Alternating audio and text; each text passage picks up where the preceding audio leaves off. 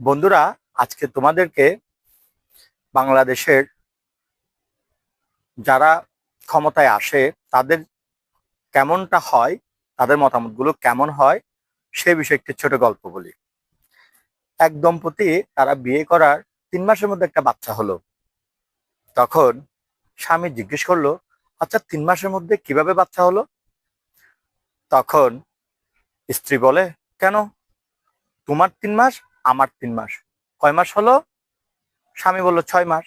আমাদের দুজনের 3 মাস, কয় মাস হলো? 9 মাস। তো এইভাবে 9 মাস একটা বাচ্চা হতেই পারে, এই বলল স্ত্রী। তো ঠিক এমনটাই আমাদের বাংলাদেশে যারা ক্ষমতায় আসে তাদের আচরণটা এরকমই। তারা যেটাই বলে সেটাই সত্য হয়ে বসে।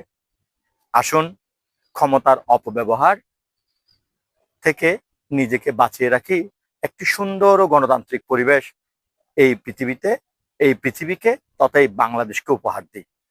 তো ভালো থাকবেন। Bye bye.